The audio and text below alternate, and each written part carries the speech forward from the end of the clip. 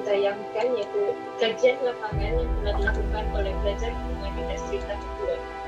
Kini, di dalam masa yang dinanti-nantikan untuk sama-sama kita mendengar seminar undang-undang perburuhan dan realiti pekerjaan di Sabah yang akan disampaikan oleh para penceramah kita pada hari ini.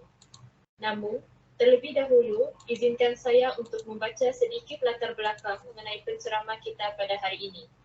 Saya mulakan dengan Dr. Sharifah Nur Syahidah Syed Anwar, merupakan pencara program Sains Politik di Universiti Kebangsaan Malaysia di Selangor. Sebelum ini, Dr. Sharifah juga melanjutkan pengajian dalam bidang falsafah sains politik di Universiti Sains Malaysia, iaitu pada tahun 2018 hingga 2021. Selain itu, Dr. Sharifah juga terlibat aktif dalam penerbitan buku dan jurnal.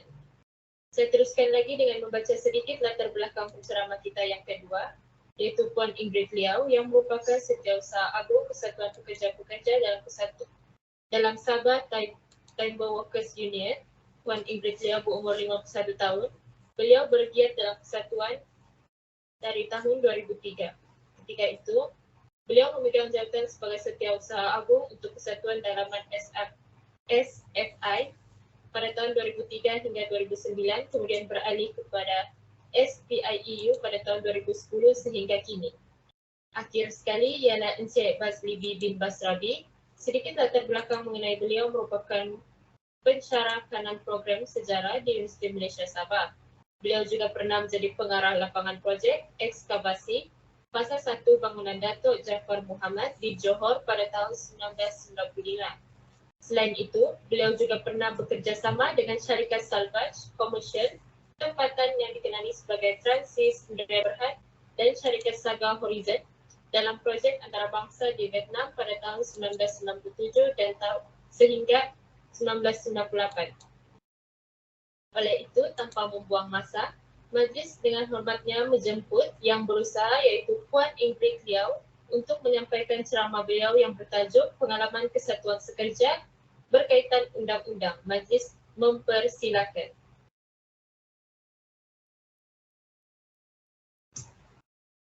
Terima kasih pengurusi majlis. Terima kasih juga kepada pihak IMS seperti Wai Sabaria dan juga Dr. Hadirin.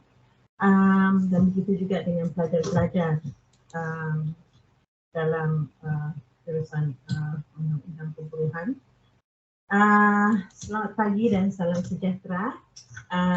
Seperti yang telah diperkenalkan, nama saya adalah Ingrid Liau dan merupakan Kesatuan Sekerja Setiausaha Agung Kesatuan Pekerja Industri Perkayuan Sabah atau sebenarnya lebih dikenali dengan STIEU atau Sabah Timber Industry Employees Union. STIEU adalah sebuah kesatuan kebangsaan yang mana saya telah sertai selepas pembubaran Kesatuan Dalaman SFIEU pada tahun 2009 dan kami menyertai STIEU pada tahun 2010 dan sehingga kini. Kesatuan kami adalah gabungan ahli gabungan Kesatuan Kongres Kesatuan Sekerja Malaysia, iaitu MTUC, dan juga ahli gabungan Building and Woodworkers International yang berpejabat di Geneva. Ahli kesatuan kami terdiri daripada pekerja-pekerja yang digajikan oleh syarikat swasta dalam industri pembalakan perkayuan, berasaskan rotan, kayu dan industri berasaskan buluh di negeri Sabah. So, seperti apa yang telah dikatakan oleh Dr. Kiwai Sabaria, pelajar-pelajar perlu belajar dan sehingga kini pun kami dan saya sebagai setiausaha Agung Kesatuan tidak pernah berhenti belajar kerana kita bekerja ataupun berhubung, berkait dengan kemanusiaan. Dan setiap isu-isu yang kami tangani itu selalunya berbeza-beza dan kami juga tidak pernah berhenti belajar, hari-hari belajar melihat kes-kes yang kami hadapi. Dan kenapa saya katakan tentang kemanusiaan? Inilah mengapa kita perlu ataupun pekerja-pekerja khasnya perlu berkesatuan, di mana kita perlu mengorganisasikan pekerja-pekerja ini supaya hak-hak dan juga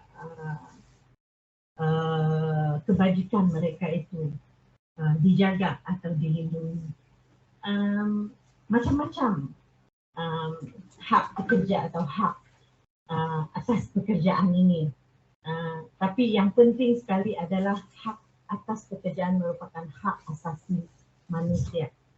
Kerana pertama, mengapa saya katakan adalah kerana kerja itu melekat pada tubuh manusia.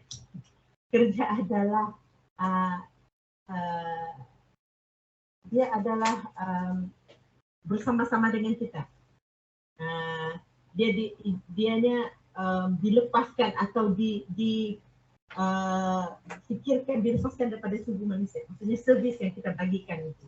Dan kerja juga wujud daripada diri manusia. Melalui kerja manusia merealisasikan diri dia sebagai manusia dan sekaligus membangun hidup dan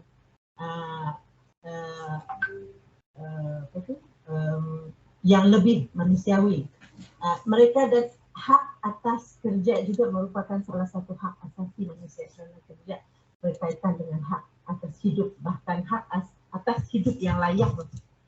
Sepertinya kerana kita kerja untuk mendapat nafkah kehidupan dan juga untuk keluarga. Ya, okey. Memang negara kita Malaysia mempunyai undang-undang perburuhan yang baik, katakan kita Malaysia juga beriktiraf Konvensyen Buruh Antarabangsa. Namun realiti di lapangan seperti yang dikatakan bahawa apa yang tertulis di dalam undang-undang di atas kertas itu adalah berbeza, walaupun tidak 100% berlainan, tetapi terdapat perkara-perkara realiti yang berbeza yang kadang-kadang dia memerlukan satu cara penyelesaian yang berbeza, walaupun undang-undang itu. Okay. Apa yang perlu saya kongsikan di sini adalah hak pekerja-pekerja menunjukkan kesatuan atau menyertai kesatuan sekerja. Di dalam undang-undang sudah ada tertulis di mana di dalam Ordinan Buruh Sabah sekalipun di bawah Seksyen 9C juga membenarkan pekerja itu menjadi ahli kesatuan sekerja yang berdaftar. Okay? Dan juga boleh menyertai aktiviti-aktiviti kesatuan sekerja berdaftar dan juga boleh memegang jawatan sebagai pegawai kesatuan atau selainnya. Okay. Bergabung dengan mana-mana orang lain untuk menubuhkan kesatuan sekerja menurut Akta Kesatuan Sekerja 1999. Itu yang ada di dalam Akta Kesatuan di dalam Ordinan Buruh Sabah.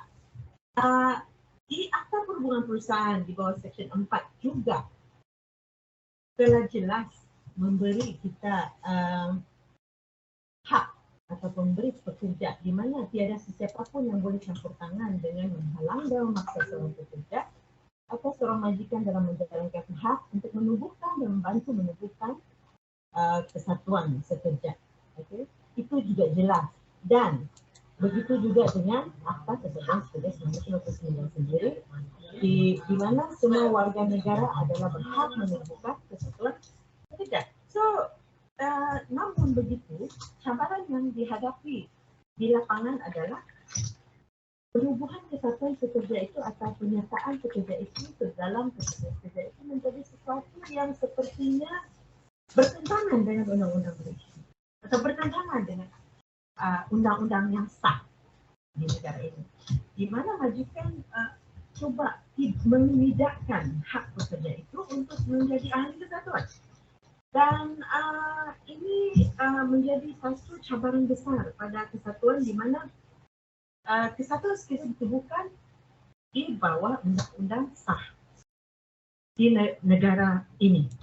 Tetapi majikan tidak pula mengiyakan ataupun tidak mau menerima kebebasan pekerja itu menjadi ahli kesatuan, seperti kebebasan para majikan menjadi ahli persatuan majikan-majikan.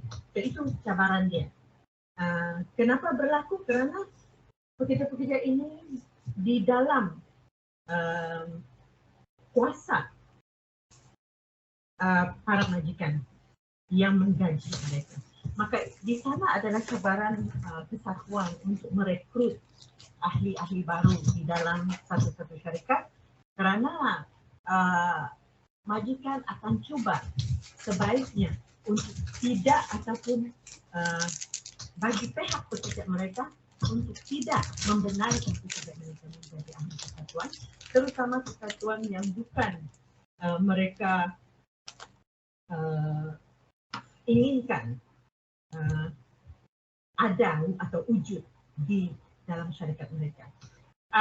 Apa yang berlaku atas dalam penubuhan ataupun penyertaan para pekerja menjadi ahli kesatuan adalah syarikat pada ketika ini cabaran yang kami lihat adalah apabila syarikat tidak dapat menghalang kesatuan daripada masuk ataupun pekerja-pekerja mereka menjadi sebahagian ahli kepada kesatuan, terutama kesatuan kami dalam industri perkayuan.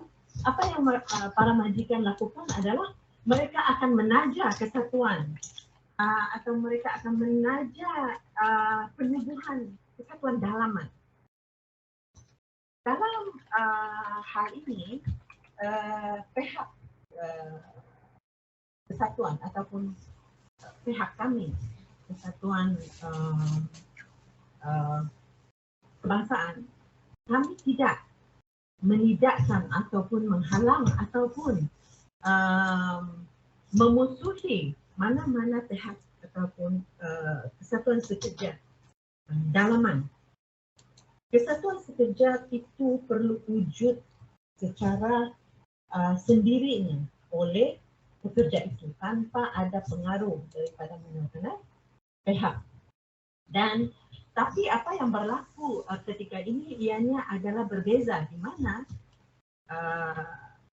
majikan akan menubuhkan kesatuan dalaman sebagai alat atau alat mereka untuk menghalang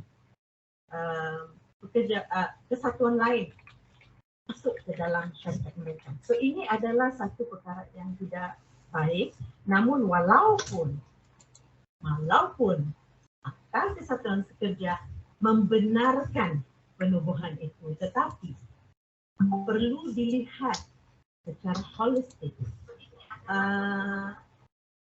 Pendaftaran atau penubuhan kesatuan itu tidak sepatutnya diajar atas motif-motif atau agenda-agenda tertentu. Wujudnya sebuah kesatuan seperti itu sepatutnya adalah atas dasar objektif yang sebenar-benarnya tujuan berkesatuan. Okey, jadi di sana juga salah satu cabaran yang sangat kuat pada kesatuan sekerja pada ketika ini, terutama sekali saya bercakap dalam sektor perkayuan. Kerana jika pekerja-pekerja ini ditakutkan dengan penajaan kesatuan dalaman syarikat, maka fungsi atau credibility sebuah kesatuan sekerja itu sudah tidak mencapai tujuan dan asas penubuhan sebenar kesatuan itu. Okey, itu adalah salah satu cabaran ataupun realiti yang berlaku, dan juga lihat kepada gaji minima yang tidak ada. Kita mewar-warkan gaji minima, tapi bagaimana realiti di lapangan ketika ini apabila kita melihat kita mempunyai satu gaji minima setiap 2 tahun dia akan revise kepada jumlah tertentu. Okay? Seperti yang ini adalah 1.500. Tetapi apa yang berlaku sebenarnya adalah keadaan itu tidak sama. Banyak potongan gaji pekerja, faedah lain pekerja ditiadakan untuk mencapai mencukupi gaji minima 1.500 ataupun yang sebelumnya. Walaupun telah dikatakan bahawa penyelarasan gaji hanya boleh dibuat sekali saja pada tahun ketika bermulanya penetapan gaji minima itu. Tetapi ianya tidak begitu. Hari semakin hari faedah yang diterima oleh pekerja itu semakin kecil, di mana kita tidak lagi melihat mana adanya faedah, dan semua faedah itu hampir semuanya diserahkan untuk mencukupi gaji minima. Jadi berarti kita tidak melihat, walaupun kita melihat gaji minima kita itu ataupun Malaysia semakin meningkat secara amnya, tetapi realitinya banyak kerugian yang diterima oleh pekerja. So itu apa yang berlaku lah, terutama sekali pekerja migran lah, di mana ada potongan-potongan tertentu, walaupun kita katakan bahawa levy ketika ini ditanggung oleh majikan, tetapi hakikatnya masih ada cara tersembunyi potongan-potongan yang dilakukan. So, tuntutan pengiktirafan juga sebegitu, tidak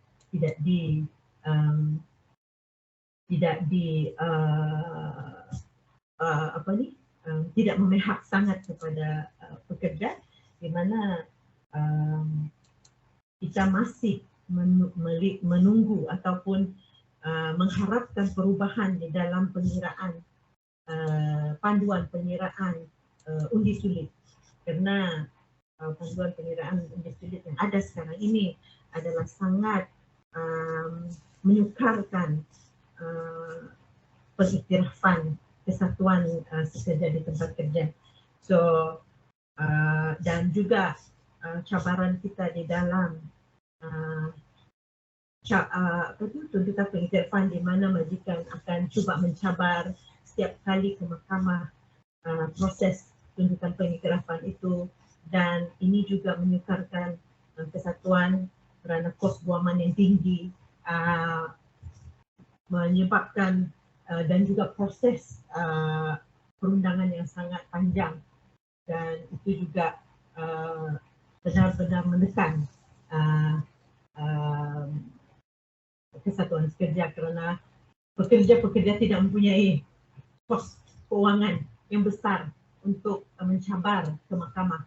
Jadi itu juga cabaran COVID ketika ini, iaitu kesihatan pekerja.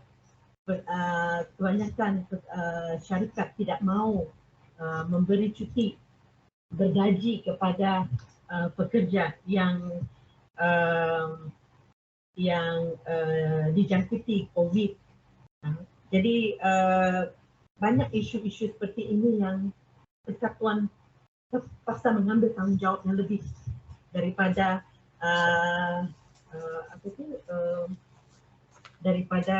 asas kesatuan ataupun perkara-perkara yang perlu kami ambil kira. aspek-aspek pekerjaan lain yang kami ambil kira. Jadi banyak cabaran lain juga yang kami hadapi, ubutan dan segalanya, yang walaupun undang-undang memberikan kami kebenaran ataupun perlindungan, tetapi realitinya ialah ubutan itu sangat memberi tekanan mental kadang kepada pegawai ataupun mangsa ahli kesatuan itu sendiri, yang menyebabkan ahli-ahli kesatuan ini tidak tahan ataupun tidak dapat bertahan dengan tuntutan-tuntutan ataupun yang mereka telah filekan. Dan pada saya masih banyak lagi perkara yang perlu dilihat dari sudut enforcement of the law. Penting sangat, sebab ada pun, tetapi jika tidak mempunyai enforcement yang sangat tegas, terutama melibatkan pihak majikan, kerana mengikut pengalaman kami, pihak pekerja ini selalunya adalah mendapat tidak akan mendapat tempat yang terbaik dalam proses perundingan. Biasanya pihak majikan lebih didengar dan pihak pekerja ini lebih diminta untuk menerima sahaja keputusan penyelesaian. Jadi pihak jabatan juga dan pihak kerajaan sekiranya terdapat isu-isu seperti SFI juga perlu memainkan peranan penting, kerana ini melibatkan kemanusiaan bukan hanya kepada pekerja tempatan tetapi juga kepada pekerja migran, demi melihat kepentingannya ataupun undang-undang yang ada di Malaysia ini benar-benar enforce secara sepatutnya. Sementara itu saja perkongsian daripada saya. Kemungkinan nanti sekiranya ada soalan lain, mungkin saya akan cuba untuk menjawab untuk pengalaman saya. Terima kasih.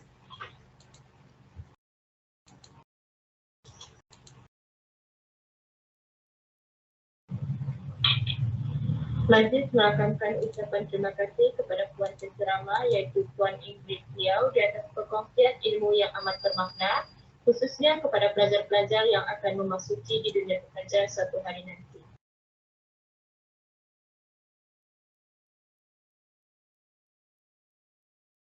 Majlis diteruskan lagi dengan ceramah yang akan disampaikan oleh Encik Bazli bin Bashrabi yang merupakan pensyarah kanan program sejarah Universiti Malaysia Sabah, bagi menyampaikan ceramah beliau yang bertajuk Muzium dan Perburuan Pengalaman Malaysia. Majlis dengan segala hormatnya mempersilakan.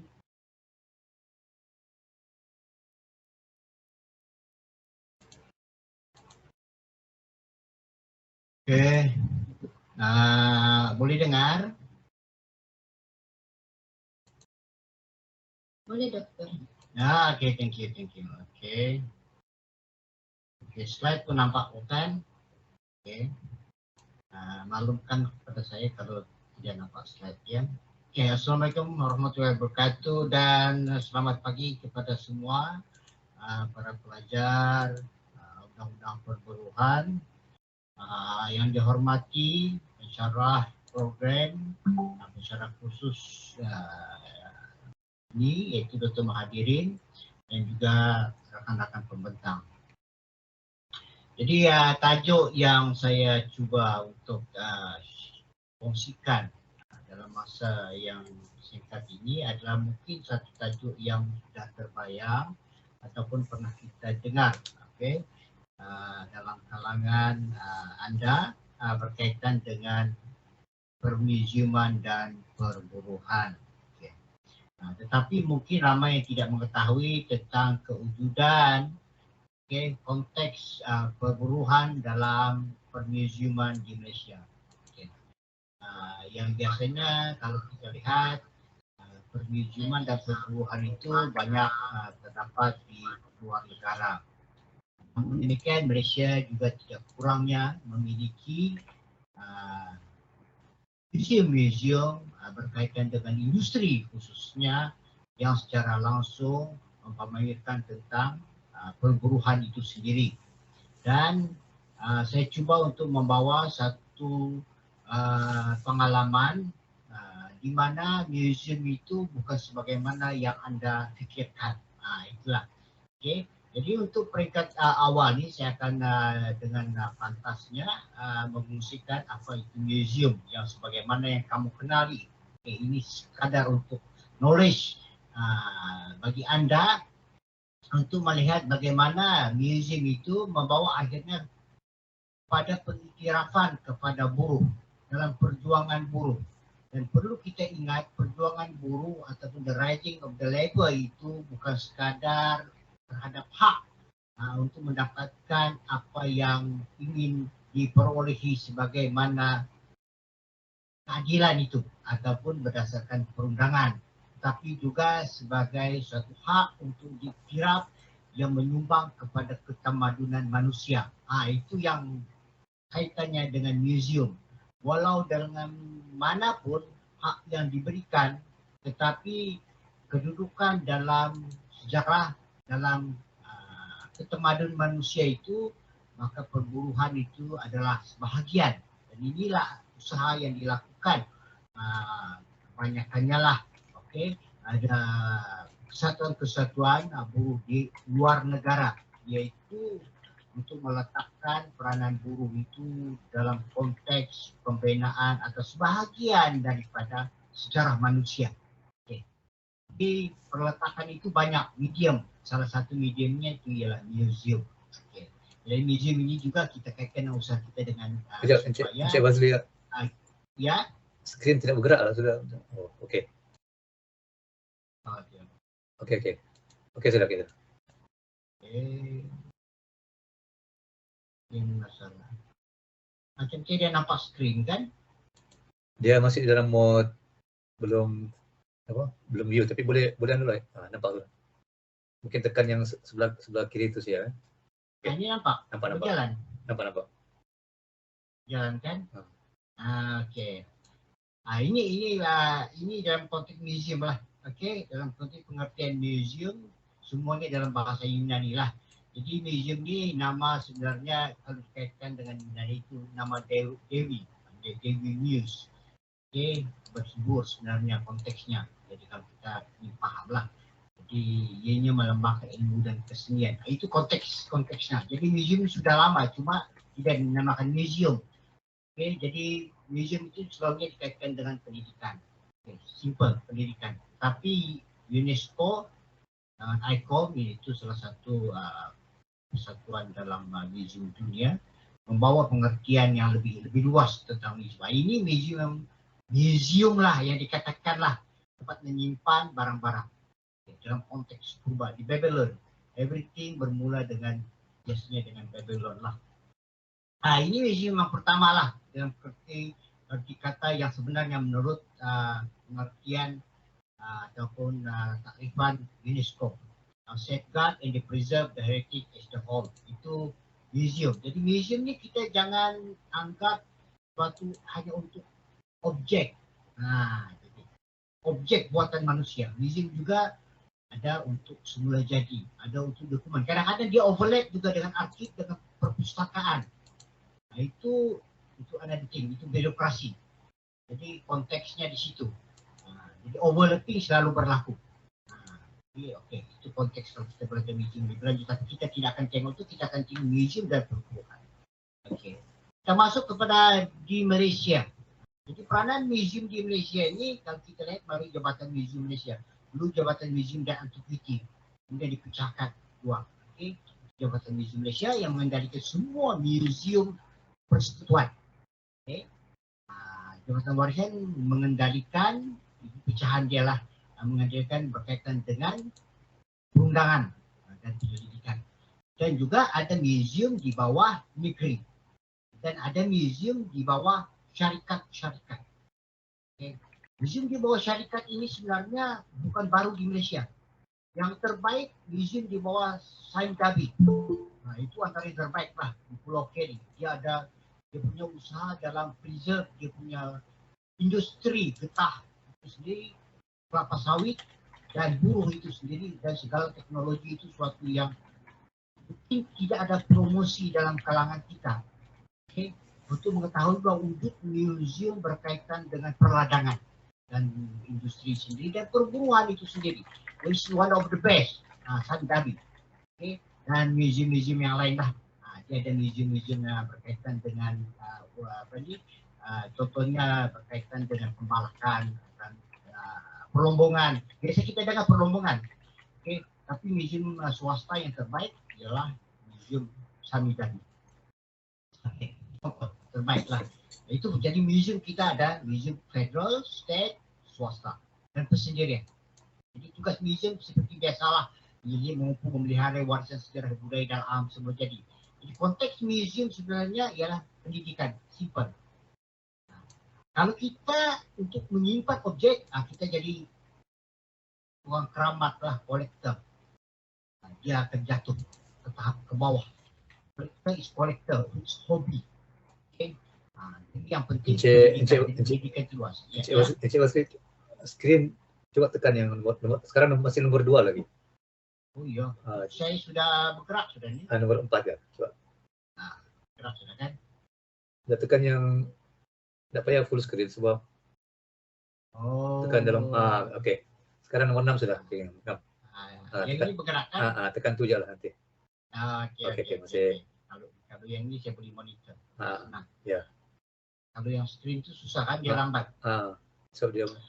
Okey, jadi sebelum kita masuk lebih lanjut tentang museum perburuhan, kita lihat di sini. Kesimpulannya lah, tentang museum di Malaysia.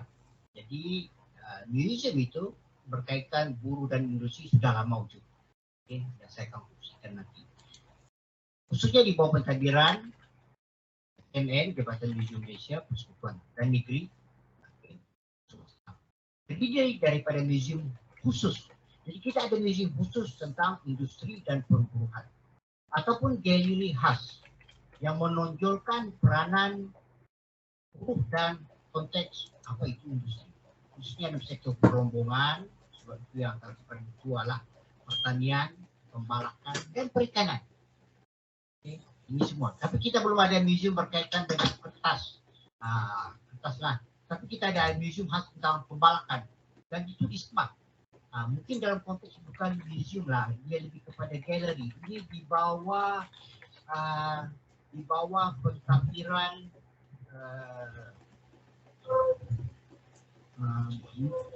frame. Frame. Okay. Kita mungkin boleh lawat. Hampir-hampir sama, is one of the best. Tapi museumnya sayangnya di dalam terporok di dalam span kayu jati. Okay. Jadi pengalaman kita di Malaysia, yang saya lah mungkin Anda akan kejut juga lah kan. Museum pertama selalunya yang kita akan lihat, ialah museum Sungai Lembing. Ini yang antara tertua lah, museum khusus. Walaupun ianya tidak ditonjolkan tentang museum perombongan, tapi secara khususnya museum ini adalah berkaitan dengan perombongan besi di Sungai Lembing.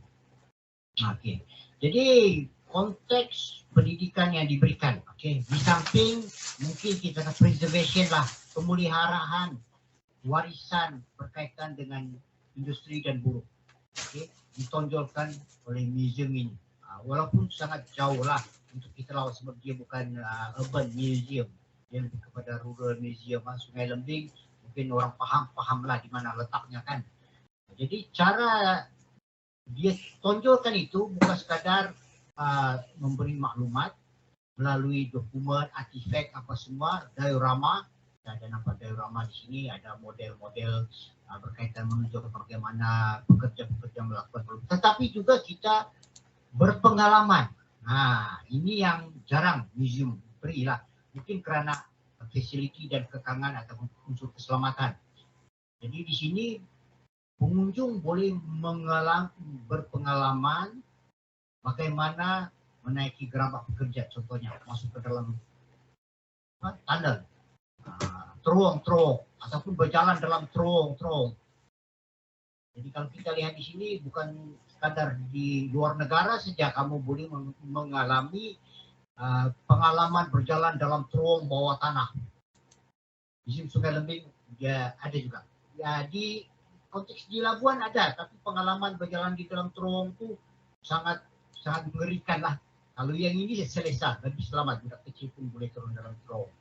Nah, kalau konteks ada yang museum, contohnya museum di Labuan, itu budak kecil tidak boleh lah, nanti saya katakan. This is the first, one of the best.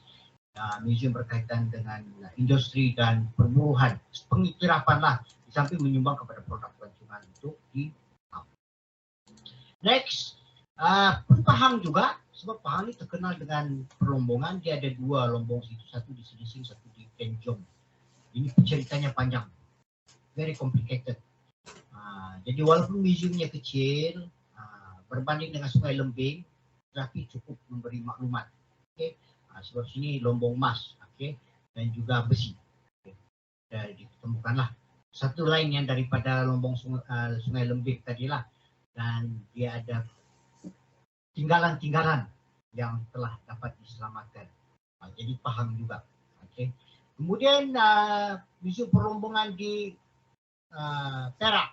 Biasanya kita tahu Malaysia bekas pengeluar timah Kota Sabi. Ini one of the best museum biji timah. And the only one kalau kita lihat di Malaysia lah. Bukan sekadar papan-papan yang kita lihat sini berkaitan dengan maklumat tokoh-tokoh berkaitan dengan masyarakat Cina yang terlibat dalam perlombongan, tetapi juga diorama. Diorama always tidak akan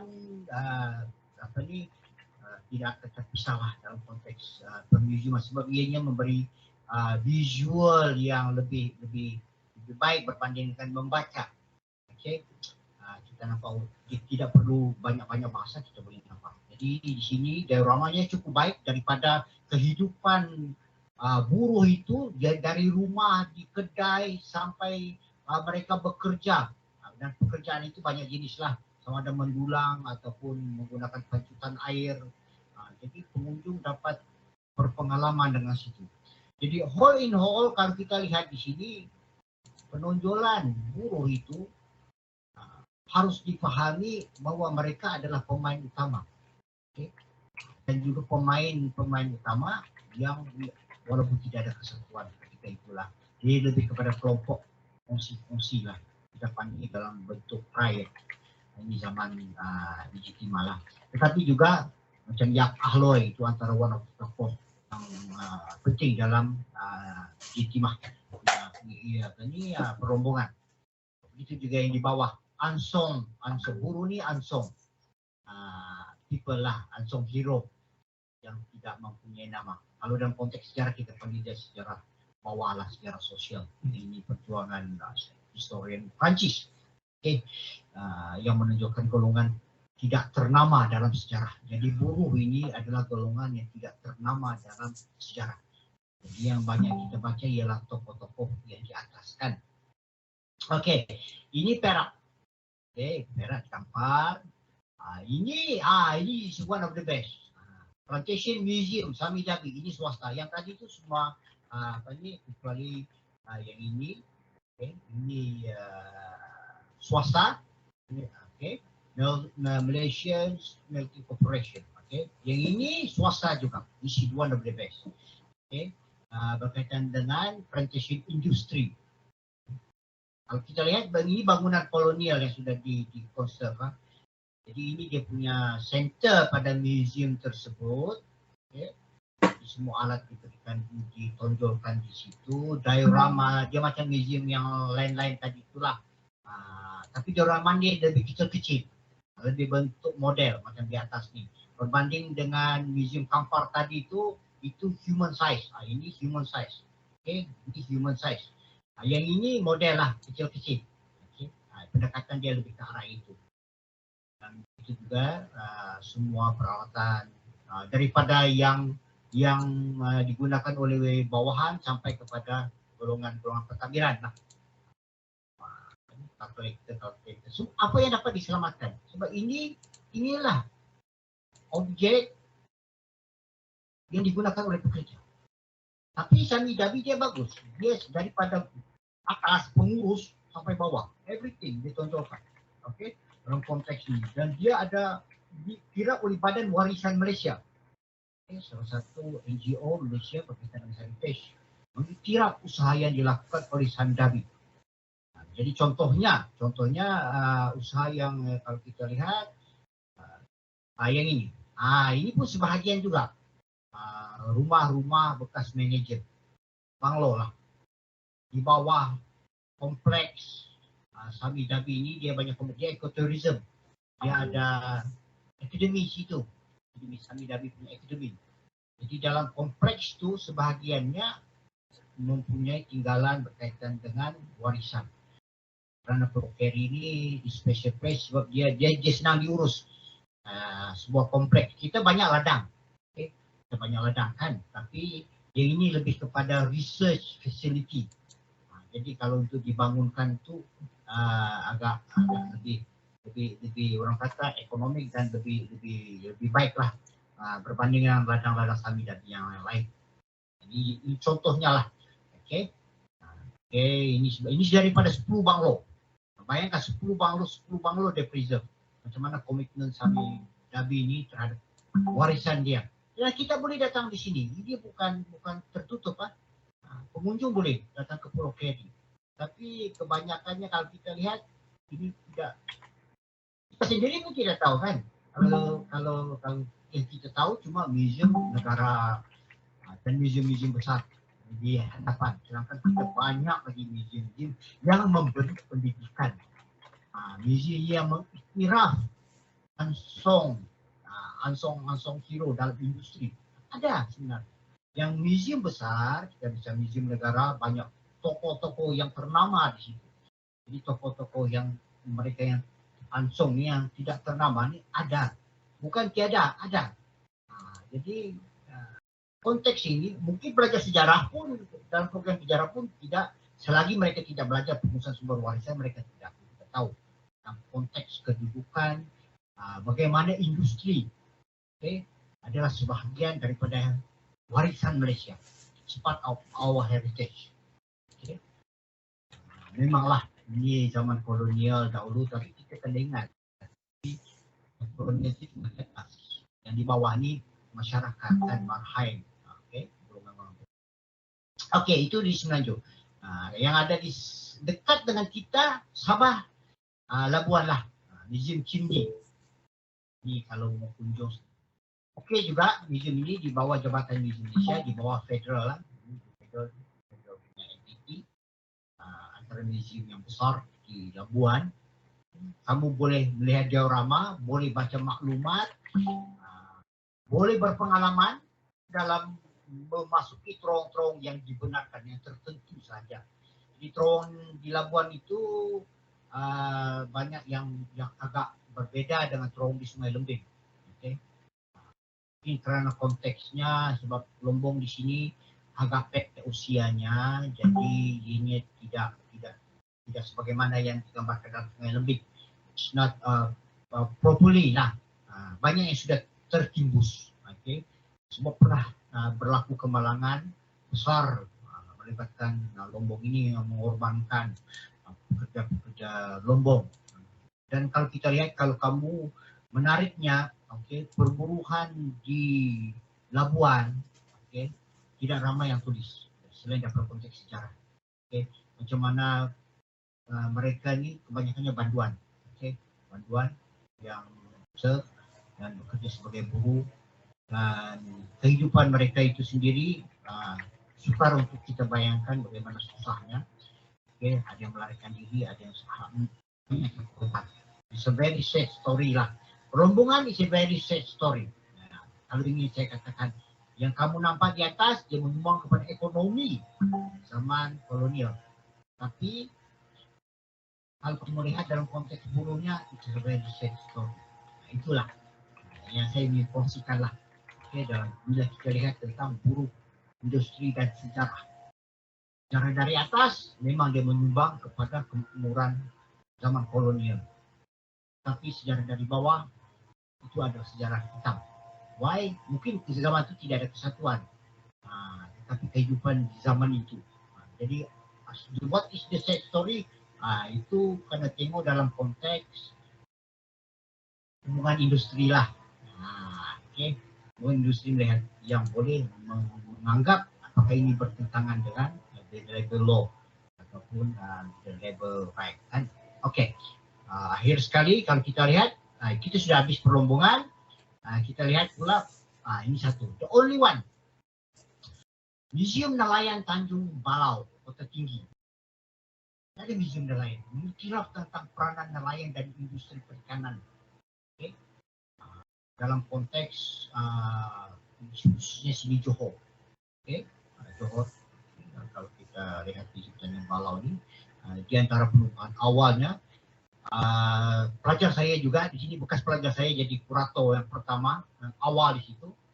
Itu yang menariknya, macam mana saya terkait dengan museum nelayan ini, ada personal lah, kan? Kurator pertama pelajar saya, dan sampai sekarang dia jadi kurator museum istana. Dia pelajar antropologi, bukan pelajar sejarah. Jadi UKM lah. Ini pengalaman. Jadi museum biasa diorama, papan interpretasi, notis biasanya kita memberi pengalaman segala-galanya. Konteks inilah. Tetapi untuk experience the best, kalau kita lihat tadi Sungai Lembeh. Pengunjung boleh. Itu yang sebenarnya kalau kita lihat. Tetapi kita buat museum ni kita ada kena konteks. Ini yang di penghujung nantilah saya ingin tonjolkan. Ini the only one. Okay. Kemudiannya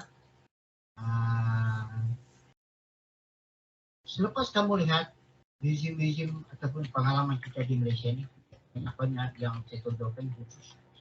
Yang tidak khusus tu, kalau kita lihat museum Sabah akan menonjolkan ataupun museum Labuan. Museum Labuan ni ada dua, satu museum Cimdi, satu museum Labuan. Ada galeri-galeri yang menonjolkan tentang industri dan buruh. Tetapi tidak macam yang saya tonjolkan inilah spesifik kan. Pengiktirafan tu kita kena tersirat lah. Dan yang tersurat yang kamu boleh nampak. Bagaimana tren di luar negara? Tren di luar negara pun sama dengan apa yang berlaku di Malaysia. Kita pun belajar daripada konteks perlindungan luar negara, khususnya Amerika Syarikat. Oke, tetapi akhir-akhir ini museum sudah berubah. Daripada konteks yang memberi pendidikan secara yang biasa, ya, ramah, artifak, apalagi info-info, poster-poster. Jadi museum sekarang sudah beralih kepada satu konteks bahawa pendidikan itu bukanlah sekadar yang kita baca, kita nampak. Tapi ianya lebih kepada tuahan. Atau bagaimana kita untuk menonjolkan pengiktirafan itu. Ini yang museum luar negara sedang buatlah. Dan antaranya yang kalau kita lihat sini, bergerak. Oke. Konsep museum perburuhan dan industri. Ya, kita boleh buat untuk SFI. Jadi saya dengan tim Dr. Mahathir sebagian juga cuba untuk melihat. Bila saya semakin dalam lah melihat tentang konsep museum perburuhan dan industri ini, kita boleh mengambil a part of it. Kita mungkin tidak boleh selamatkan semua. Kita mungkin tidak boleh selamatkan semua. Agak mustahil. Kita mungkin boleh membagi sebahagian saja dari untuk ditonjolkan yang lebih memberi tuahan. Mungkin kita tonjolkan kesatuan itu sendiri, museum kesatuan. Jadi kalau kita lihat salah satu yang terbaik ialah New York Museum. Dia tidak ada museum khas lah. Di mana New York Museum mengangkat bandar New York itu adalah city of workers. New York is a labor city. Itu sesuatu yang orang kata, kalau kamu lihat di dunia ini biasanya negara sosialis saja yang mengangkat golongan labor secara massal. Itu golongan sosialis kan. Tetapi dalam konteks negara demokrasi, contoh kita di Amerika, New York is the city of the workers. Walaupun kalau kita lihat Pittsburgh atau Philadelphia ataupun Chicago pun apa kurangnya kan, tapi mereka tertinggal. Sebab New York sudah klaim awal-awal city of workers. Jadi bandar yang lain di Amerika tidak. Jadi kita boleh city, macam kita mungkin bukan city kan, kita boleh carilah istilah kalau kita bukan bandar di situ, bukan sepitang kan, untuk klaim di Malaysia ini macam Tanjung Balau dia sudah klaim dia adalah center of warisan nelayan Malaysia. Sungai Lembing, of course lah, Lombok ataupun Cinta tadi. Jadi ada something yang kita klaim tempat lain tidak boleh klaim, mungkin situ. Jadi City of Workers ni dia punya museum poster saja, gambar-gambar. Itu saja. Jadi itu dia menarik, tapi the struggle of the workers dia tonjolkan. Dia bukan artifak macam museum Atlantic City Labor Museum ni. Konsepnya lain pula. Ini lebih kepada konservatifnya museum lah, macam museum Malaysia lah. Tonjolkan dia lebih kepada orang kata patriotic lah, about the American patriotic. Labor dia patriotic. City of Workers, the struggle of the labor. Kalau yang paling besar sekali yang ini. Ini di Pittsburgh kalau saya tidak silap. Ini museum labor and industry terbesar, terbesar di dunia. Dia ada maritime, dia ada darat. Ini kita tidak mungkin susah untuk tandingi. Tapi tidak apa kita tengok yang di bawah ni. Ini museum labor juga. Ini museum labor yang satu ni di Milwaukee, yang satu ni di Illinois. Ini museum ni di convert kan, bangun kecil convert. Boleh. Ini usaha. Jadi jangan fikir museum mesti besar. Boleh juga dalam konteks yang kecil. Asal sebab museum ni pengikirapan dan pendidikan. Kita kena bermula dari something. Ini pekan kecil lah. Contohnya yang di bawah dua ini pekan kecil. Ini besar lah. New York, Atlantic City dan yang satu ni pula tidak apa, Ronholm Museum, Milwaukee juga. Ini very special museum. Ini yang saya cek. It's art of labor. Jadi kalau saya slide pertama saya nampak di situ it's a mural. Jadi sekarang golongan artis, workers artis ni, genre labor ni suatu yang cuba untuk ditonjolkan. Okay. Jadi ini semua lukisan-lukisan berkaitan ataupun arca berkaitan dengan labor. Okay. Punya movement. Jadi arts ni suatu yang luas kan. Labor is one of the genre. Tapi di Malaysia jarang genre lebih kepada pemandangan, semula jadi. Itu genre-genre yang biasa kita. Jadi perburuan ini luas sebenarnya. Macam mana saya boleh masuk dalam perburuan, bukan sekadar pemuziuman, tapi juga tentang sejarah perjuangan itu sendiri. Bagaimana lahir idea-idea. So kita berkongsi. Buruh ini dia tidak kisahlah apa latar belakang sekalipun. Kan dia punya penglibatan. Jadi one of the best kalau kita lihat, kamu biasa mungkin dengar Mona Lisa, Michelangelo, kan. Tetapi banyak arts berkaitan dengan perburuan. One of the best ini, the Otis of Pittsburgh. Seperti saya katakan, sepatutnya Pittsburgh yang claim City of Workers, tapi New York awal. Boleh buat kan. Tapi Pittsburgh sebab dia bandar industri Amerika terawal lah. Ini tajuk dia lah Achievement of the Crowning of the Labor. Ini mural yang mempamerkan, yang menonjolkan tentang peranan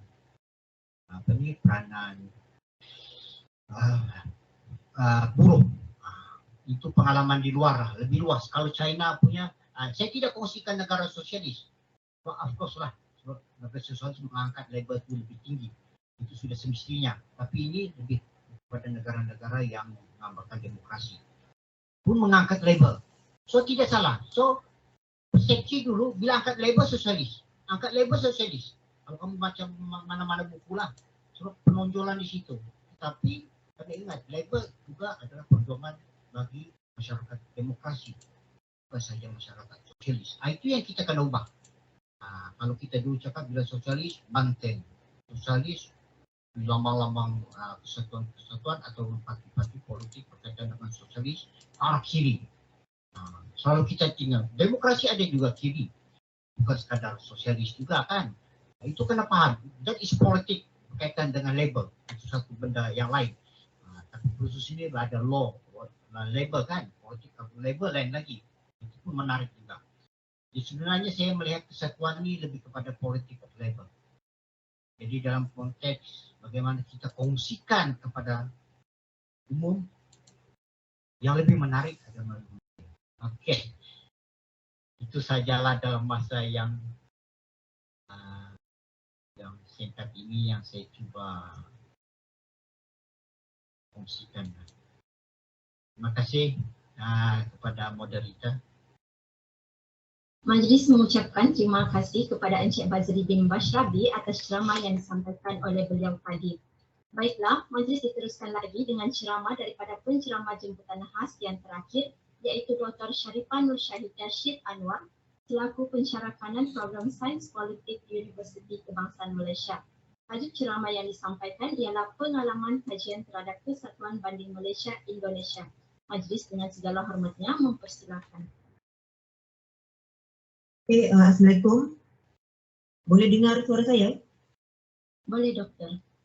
Saya harap suara saya clear. Pertamanya saya ucapkan terima kasih kepada Dr. Muhajirin dan juga penganjur daripada rakan-rakan pelajar yang menganjurkan seminar dasar dan pemburuhan tentang undang-undang pemburuhan, dasar pemburuhan dan sebagainya. Dan saya juga ingin ucapkan terima kasih kepada tanda-tanda lain yang telah memberikan pengalaman masing-masing kan. Dan saya sendiri pernah berjumpa dengan Puan Ingrid beberapa tahun lalu di Sepitang.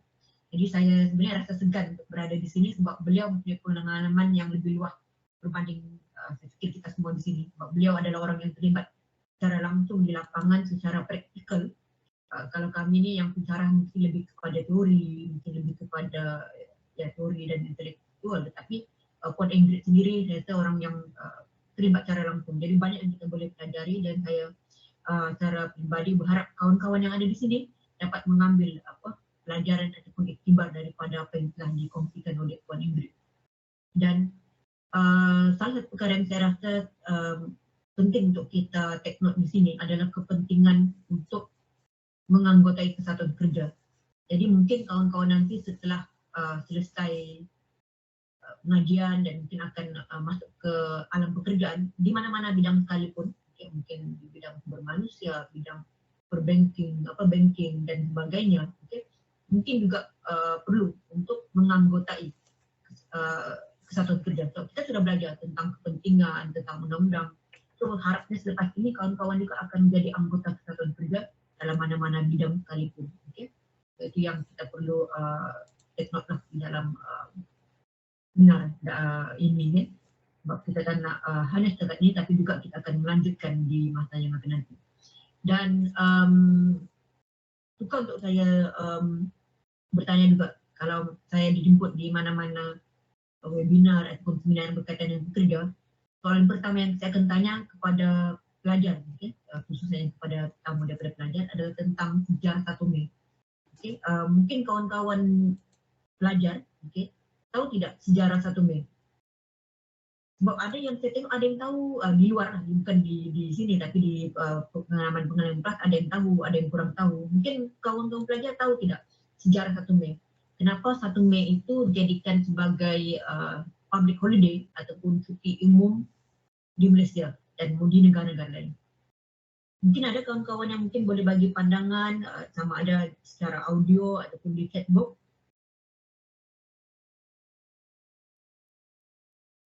Ada? Ada yang menjawab? Gender strike. Saya tahu lah gender strike di Amerika Syarikat kalau saya tidak silap. Tak sempurna gender strike di Amerika Syarikat. 1886 kalau saya silap. Ya. So, sejarah ini sebenarnya sangat panjang lah. Tapi secara ringkasnya kita boleh tahu bahawa kenapa kita meraihkan 1 Mei sebab perjuangan pekerja-pekerja terdahulu. Okay? perjuangan pekerja-pekerja dahulu yang saya rasa mungkin beratus-ratus tahun yang telah memperjuangkan agar kita bekerja cuma 8 jam sehari. Kita ada 8 jam hari kerja dan 8 jam berehat, 8 jam untuk meluangkan masa dengan keluarga dan sebagainya. Kalau dulu jam kerja tu saya rasa dalam 14-16 jam sehari. Jadi tidak cukup untuk berehat, tidak cukup untuk spend time dengan keluarga, diri masing-masing dan sebagainya. So pekerja-pekerja yang terdahulu tu memperjuangkan 8 jam kerja. Dan itulah yang kita raikan pada 1 Mei. Bapak-bapak kita, ibu-ibu kita, abang-abang kita dan kakak-kakak kita bekerja 8 jam sehari sebab perjuangan pekerja-pekerja yang terdahulu. Jadi itu adalah sejarahnya secara ringkas. Dan saya fikir sejarah perjuangan itu sangat panjang. Dan di Malaysia sendiri ataupun di Sabah sendiri, saya lihat seperti SPIU juga berjuang dengan begitu lama. Yaitu dalam 20 tahun lebih, 25 tahun. Jadi ini adalah perjuangan yang saya rasa perjuangan yang sangat panjang, tetapi perlu kita hormati dan mungkin dia tidak akan membuahkan hasil dengan segera, tetapi ada hasilnya nanti di hadapannya. Jadi saya fikir itu satu perkara yang penting untuk kita faham tentang sejarah perjuangan pekerja, sejarah kesatuan kerja, dan sejarah kenapa kita meraihkan 1 Mei. Okay. Berbalik kepada topik saya, iaitu pengalaman kajian. Okay. Saya meneliti tentang kesatuan kerja dan pendemokrasian di Malaysia dan Indonesia. Kenapa saya meneliti tentang pendemokrasian? Sebab saya daripada sains politik. Jadi kalau tadi macam Dr. Mahadiri daripada hubungan industri, kemudian Encik Bali daripada sejarah, Bali daripada sejarah, jadi saya daripada sains politik. Jadi saya mengkaji tentang kedudukan kesatuan kerja itu di mata negara, pemerintah dan juga di mata majikan. Jadi ada kaitan dengan pendemokrasian sebab kesatuan kerja adalah ejen pendemokrasian. Dan kesatuan kerja juga dia mempunyai demokrasi di dalam kesatuan itu sendiri, union demokrasi. So itu adalah sangat penting sebab semuanya undang-undang, sejarah sebagainya juga akan berkaitan dengan politik dan politik. Macam tadi Puan Ingrid ada sebutkan tadi bagaimana di dalam collective bargaining selalu tidak menyebelahi pekerja. Biasanya akan memihak majikan dan sebagainya. Jadi itu yang kita perlu faham bahawa di situ pun ada elemen-elemen politik, mana kita perlu telusuri dan eksplor dengan lebih dalam. So itu sebab kenapa saya mengkaji tentang kesatuan kerja dalam konteks demokrasi dan kenapa Malaysia dan Indonesia. Satu sebab Malaysia dan Indonesia serumpun, kita menggunakan mungkin hampir budaya yang hampir sama, kemudian bahasa yang hampir sama, kemudian kita juga lokasi sangat berdekatan, negara jiran dan sebagainya. Dan buruh migran yang ada di Malaysia, kebanyakannya itu daripada Indonesia, terutama daripada sektor-sektor pertanian dan sebagainya. Itu yang kita perlu tengok juga. Dan selain itu, daripada segi kajian saya ini, saya memfokuskan dalam konteks sektor ekonomi utama, iaitu minyak dan gas, kemudian perkayuan dan juga kelapa sawit. Sebab tiga-tiga ekonomi ini, sektor ekonomi ini adalah sektor yang utama lah, yang major di kedua negara Malaysia dan Indonesia, dan ada hubungan yang saling berkaitan, misalnya kelapa sawit ada juga di Indonesia, ada di Malaysia, ada juga hubungan ekonomi dan sebagainya. Sangat penting untuk kita paham itu. So saya rasa daripada segi undang-undang mungkin kawan-kawan sudah faham sebab belajar tentang undang-undang perburuhan kan, tapi saya mungkin boleh orang cakap ingatkan balik bahawa di Malaysia mempunyai banyak jabatan-jabatan ataupun agensi-agensi yang berkaitan dengan pekerjaan. Ramai pekerja di luar sana, mungkin sebagian besar pekerja di sana mungkin cuma tahu tentang JTK ataupun Jabatan Tenaga Kerja, tapi tidak tahu bahawa, tidak sedar bahawa ada lagi jabatan-jabatan yang lain. Misalnya Jabatan Hal Ehwal Kesatuan Kerja, kemudian Jabatan Pembangunan Kemahiran, Jabatan Perhubungan Perusahaan, Mahkamah Perusahaan, kemudian Jabatan Keselamatan dan Kesihatan Pekerjaan, ada lagi Institut Keselamatan dan Kesihatan Pekerjaan Kebangsaan, NIOS. So banyak lagi. Ada juga Pertubuhan Keselamatan Sosial Perkeso. Jadi ini yang kita perlu tahu juga setiap jabatan, supaya kita tahu nanti kalau misalnya ada tuntutan-tuntutan yang berkaitan dengan masalah pekerjaan, kita tahu di mana yang kita boleh salurkan dan sebagainya. Dan menurut yang saya baca, terdapat sekitar 18 undang-undang utama yang berkaitan dengan pekerjaan sektor swasta di Malaysia, dan kita boleh susun mengikut 6 kategori. Biasanya pekerjaan, gaji, keselamatan dan kesihatan pekerjaan. Okay. Kalau saya boleh baca dekat sini nota saya tidak ada slide, so saya cuma sediakan catatan nota saya. Tapi nanti saya boleh kongsi dengan kawan-kawan selepas seminar ini. So antara beberapa undang-undang yang berkaitan, kita ada Akta Maklumat Pekerjaan, Akta Kanak-kanak dan Orang Muda, kita ada Akta Agensi Pekerjaan Swasta, Akta Anti Pemerdagangan Orang, Akta Kilang dan Jentera, Akta Standard dan minimum perumahan, penginapan dan kemudahan pekerjaan, Akta Keselamatan Sosial, Akta KDSP, Akta Kesatuan Kerja, Akta Perhubungan Perusahaan. So banyak akta-akta yang berkaitan dengan undang-undang. Cuma yang perlu kita pahami juga di sini bahawa dalam konteks Sabah dan Sarawak, kita ada akta sendiri iaitu Ordinan Buruh Sabah dan Ordinan Buruh Sarawak. Jadi kalau misalnya akta kerja mungkin fokusnya di Semenanjung Malaysia. Kalau di Sabah kita OBS lah, Ordinan Buruh Sabah, Ordinan Buruh Sarawak. Ini yang membezakan kita dengan kawan-kawan pekerja di Semenanjung Malaysia sebab mereka terikat dengan undang-undang itu. Manakala kita ada undang-undang sendiri. Yang ini mungkin pada pandangan saya dan berdasarkan kajian saya mungkin menyebabkan sukar untuk kita menemui titik temu di Malaysia secara keseluruhannya. Sebab masing-masing ada undang-undang masing-masing. Di Semenanjung dia fokus pada akta kerja, kemudian di Sabah kita ada Ordinan Buruh Sabah, di Sarawak pula ada Ordinan Buruh Sarawak. Jadi ini telah membezakan pekerja mengikut undang-undang. Jadi ini menyebabkan juga ada mungkin tidak sama pendapat, tidak sama pandangan, situasi yang berbeza dan sebagainya. Jadi setiap tempat itu mempunyai masalah dan pengalaman yang tersendiri. Jadi kita tidak boleh samakan dengan tempat yang lain.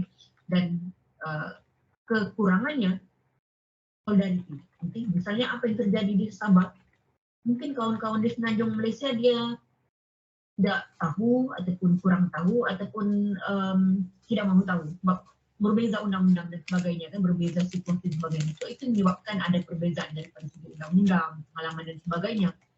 Dan daripada segi Akta Kesatuan Kerja itu pun mungkin memberikan satu kekurangan juga. Contoh, kalau Akta Kesatuan Kerja mendefinisikan bahawa 7 orang anggota kurang-kurangnya diperlukan untuk mendaftar Kesatuan Kerja. Tapi ini juga mengikut lokaliti masing-masing. Jadi kalau kerja di Semenanjung Malaysia hanya boleh menjadi anggota di Semenanjung Malaysia. Jadi kalau di Sabah, di Sarawak. Jadi ini pun membedakan mengikut keanggotaan Kesatuan Kerja.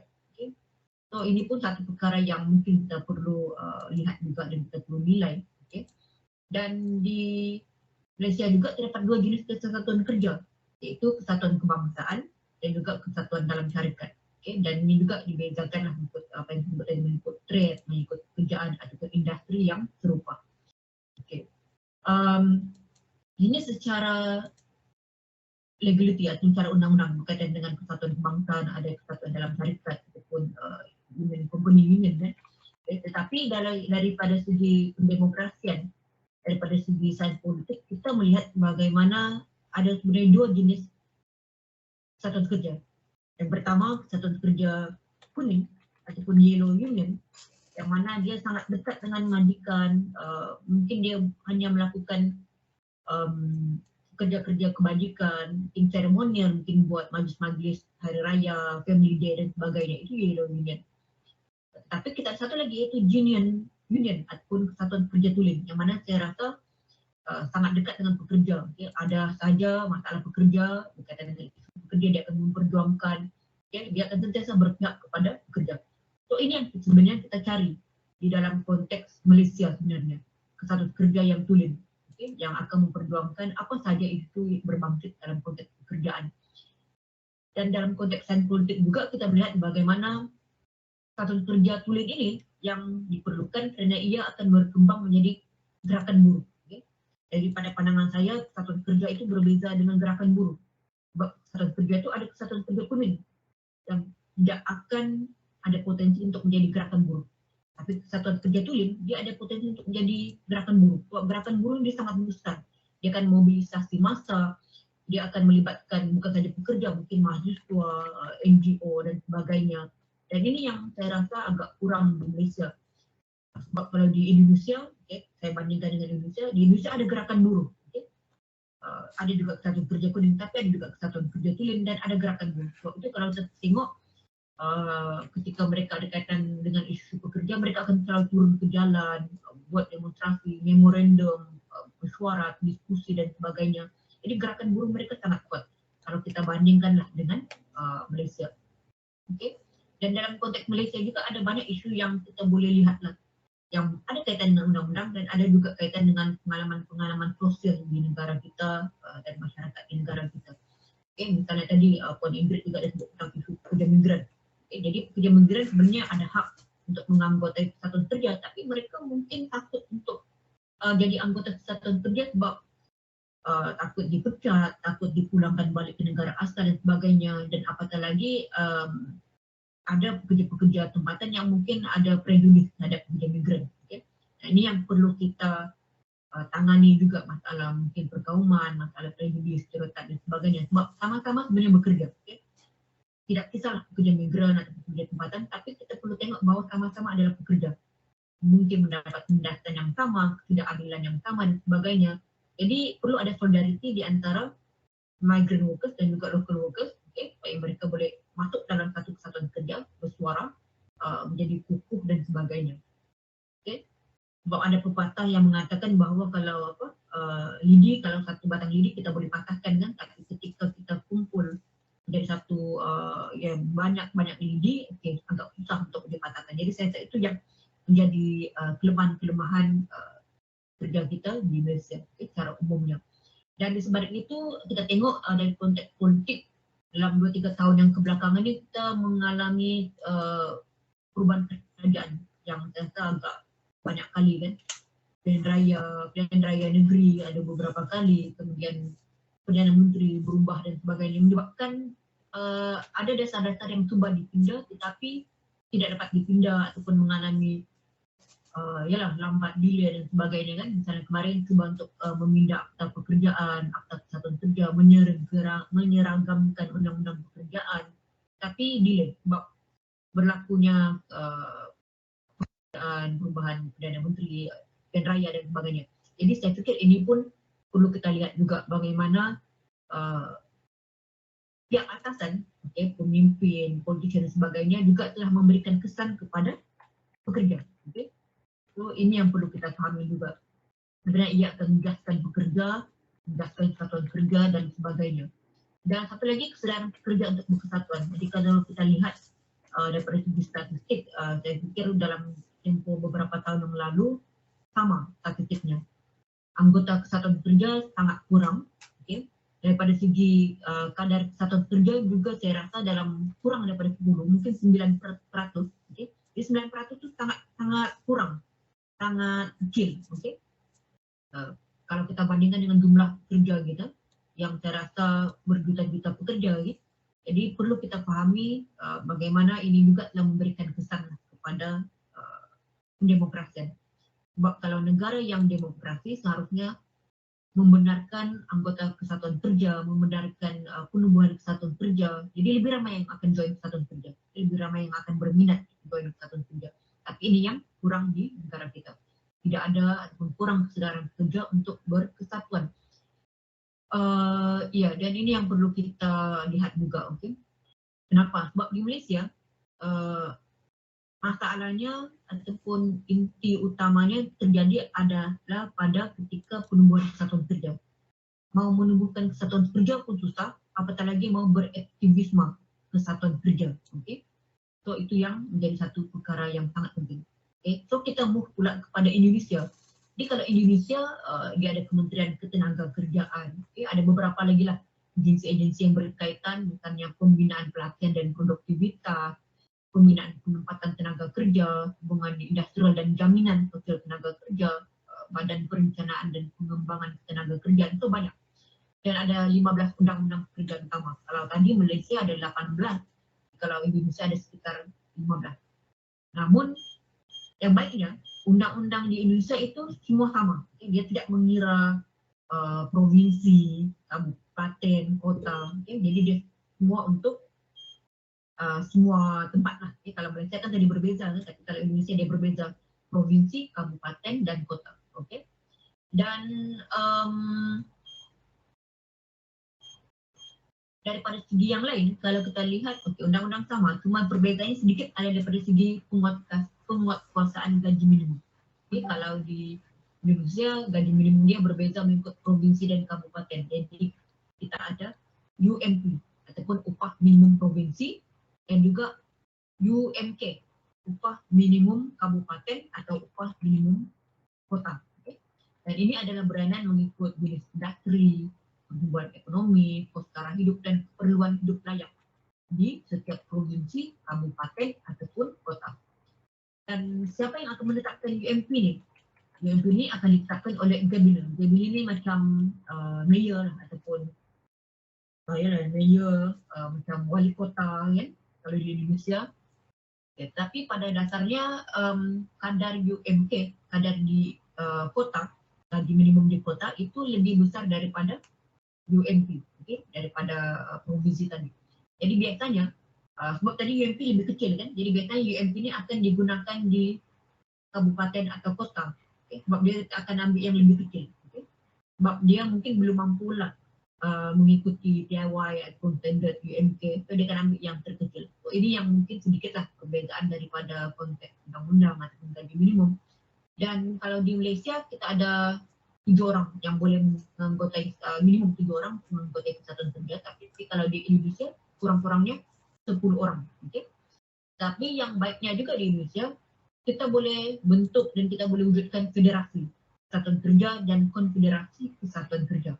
Kalau federasi kesatuan kerja, paling kurang 5 kesatuan kerja dan 50 orang anggota. Manakala konfederasi kesatuan kerja, 3 federasi dan 150 orang anggota. Jadi kita boleh unite mengikut secara nasional lah. Kita boleh unite mengikut negeri, mengikut industri di seluruh negara dan sebagainya. Itu di Indonesia yang saya rasa sangat menarik yang tidak ada di Malaysia. Dan satu lagi yang kita perlu lihat, bagaimana di Indonesia ada masalah daripada segi istilah. Jadi kalau kita di Malaysia ini tidak ada masalah dari segi istilah pekerja, buruh dan sebagainya kan. Tapi kalau di Indonesia, perkataan buruh, pekerja dan karyawan mempunyai maksud yang mungkin berbeza-beza. Sebab waktu pemerintahan Soeharto, buruh itu mempunyai nilai yang politik dan bermaksud untuk menentang kekuasaan, menentang pemerintah dan sebagainya. Jadi mereka mengubah perkataan itu menjadi pekerja saja ataupun karyawan saja. Jadi pekerja di Indonesia mungkin akan terpecah belah. Ada yang akan identifikasi diri dia sebagai buruh, ada yang identifikasi diri dia sebagai pekerja, ada yang juga identifikasi diri dia sebagai karyawan. So ini juga akan menyebabkan fragmentation ataupun perbezaan di antara pekerja-pekerja. Dan pasca reformasi, jadi kalau di Indonesia, reformasi 1998 telah membuatkan demokrasi semakin berkembang, mudah untuk menemukan kesatuan kerja, tapi sama seperti Malaysia, walaupun mudah untuk menemukan kesatuan kerja, tapi dari segi kebebasan aktivisme masih susah. Saya rasa pengalamannya mungkin hampir sama dengan Malaysia.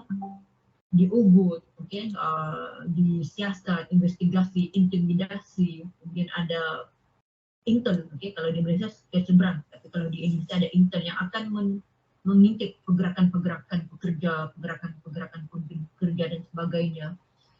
Kalau tengok 2-3 tahun lalu pun heboh tentang Omnibus Law yang menyebabkan banyak penindasan kepada pekerja. Misalnya outsourcing ataupun penyumberluaran. Jadi outsourcing ini akan menyebabkan pekerja itu semakin susah dan tidak boleh mendapat pekerjaan yang permanent, pekerja tetap. Jadi dia hanya menjadi pekerja kontrak, pekerja fleksibel dan sebagainya. Jadi tidak ada jaminan kerja di situ. So, ini juga menjadi masalah yang sangat besar di Indonesia sekarang. Tapi yang menarik dan satu lagi yang saya rasa mungkin tidak ada di Malaysia adalah parti buruh. Jadi di Indonesia sudah berkembang wacana-wacana untuk menumbuhkan parti buruh, tapi di Malaysia tidak ada. Sebab kenapa ada parti buruh di Indonesia? Sebab mereka merasakan bahawa politician-politician yang ada di Indonesia tidak boleh dipercayai. Jadi why not kita sendiri buat satu parti buruh yang memang pure kelas kerja berdasarkan kelas kerja dan sebagainya. Jadi saya rasa wacana ini adalah wacana yang terbaik yang mungkin kita boleh lebih hati dibuka di Malaysia kan, siapa tahu mungkin nanti pekerja-pekerja boleh menumbuhkan parti pekerja sendiri, okay? Yang mana based on pekerja working class dan sebagainya. Saya rasa mungkin itu saja daripada saya. Okay? Saya rasa banyak yang kita boleh diskusi nanti mungkin secara dua hala dan sebagainya. Ya, itu saja daripada saya. Terima kasih.